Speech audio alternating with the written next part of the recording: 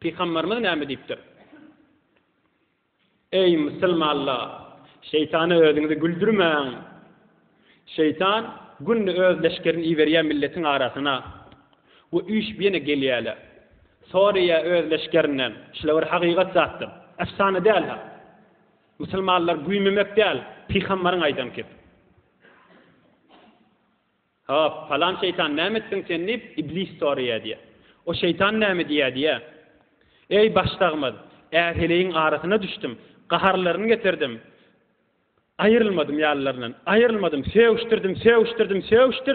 Hudaýyň Peygamberiň aýdan ýatdan çykardım. Gaharyň gelende biriň öýden çykyp gitmeler, gaharyň gelende dehret kılmalar, gaharyň gelende auzu billahi mineşşeytanirracim diýmeler. On diýdirmedim. Ahir olar talagy eltdim. Edin işimler jiri görýän diýip aýtjakdy. Şeytan aýtjak diýe hiç tatdy etmändirsin. O ýene dogurlarla nikah ýarlar, ýa her gaýty bir äre barar dogurlar da hiç etmändirsin ki diýip göberer diýe.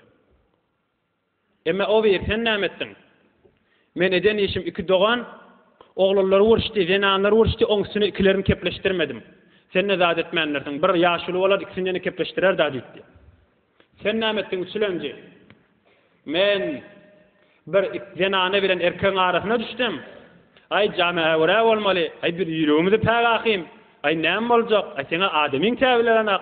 Mene faqat ýüregim jaýlaşmadan çüreyim. Mene faqat bir kale çay içmeden çüreyim. Bir ýüregimde aramış tapmadan çüreyim. Meger hemme zat ýürege bagylamy diýip allap bir ay soňra, bir hepde soňra, bir ýyl soňra şolar zynak etdim diýip aýtjak. He, sen iş bitiripdiň. Zina murtakip bolan adam iki dünýä lagnatdadyr, sen iş bitiripdiň diýip aýtjak. Özümizi şeytany güldürmäliň başyňda döneň. O keyf edip beýle laqyllawaty. Sen iş bitiripdiň diýip aýtjak. Näme diýip? Muňa murtakip bolan adam towada barana. Günäňsini günä gelýär. Kullin zindigi dargamaň uruna düşýär. İki dünýäň awarrasy bolýar, türkmen aýtmışdy.